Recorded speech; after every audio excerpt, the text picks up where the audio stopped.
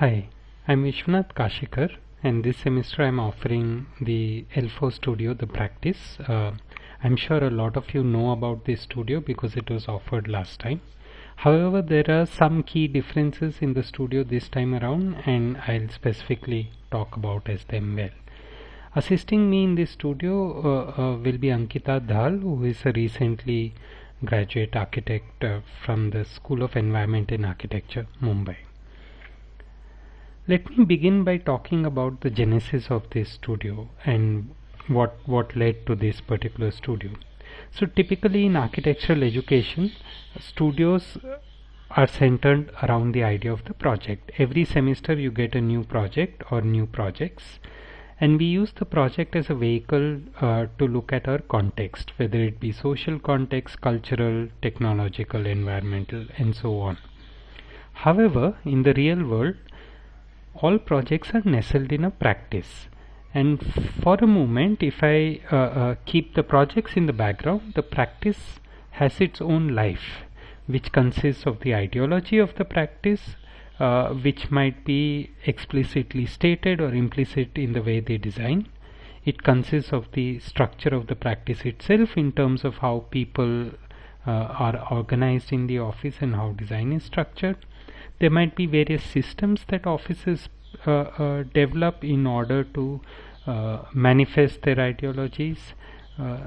Practices also start forming certain preferences for project types as they go along, and they might set up their own design standards in order to judge their designs, or also standards and templates for how and what they design.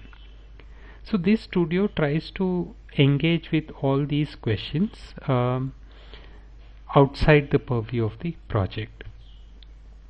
Now if I look at how we are going to do this in the studio, this is the overall studio structure.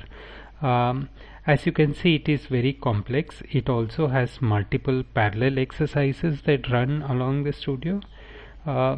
So here I would like to pause and say that only if you have the appetite for this, if you can multitask, if you can think about many things at a time, and if you can maintain the pace throughout the 16 weeks, only then I would suggest you apply for this particular studio. Now in the next segment, let me go in a little bit more into the detail of each of the exercises. We'll start with an exercise called reflections, where you will be expected to look at all your past design studios, undergraduate as well as postgraduate, and reflect upon them in order to ascertain whether there is any specific direction or directions that you seem to take as a designer. So this will require some introspection as well as critical analysis of your past projects. Simultaneously, we'll be starting with an exercise called texts, where we'll be reading multiple texts in the studio. One mandatory reading would be Dana Cuff's Architecture, the Story of Practice. The second mandatory reading would be Jeremy Till's Architecture Depends. Of course, we'll have many other short essays that we'll be bringing on the table. Apart from that, each of you will also have to find one reading that interests you or intrigues you and bring it to the table in the studio.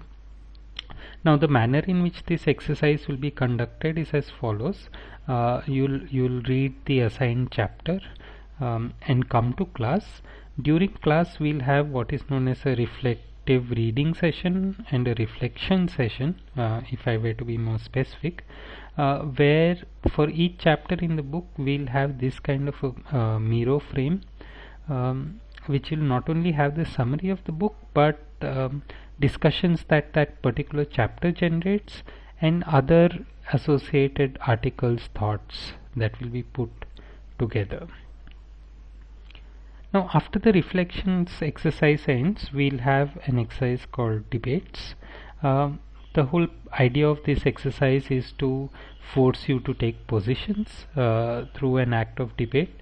So I'll be putting forth some provocative statements. Just to give an example, I might say that sustainability is irrelevant in a developing country, and you have to take a position vis-a-vis it and argue it. this will be formed in the form of class debates. Now parallelly, by the third week of January, we'll have a set of conversations that we'll hold with architectural firms, just like we had done last time.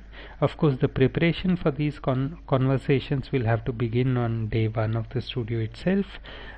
By preparation, I mean an internal presentation that you will have to make for the rest of the class on the office that is assigned to you. So we want to be prepared.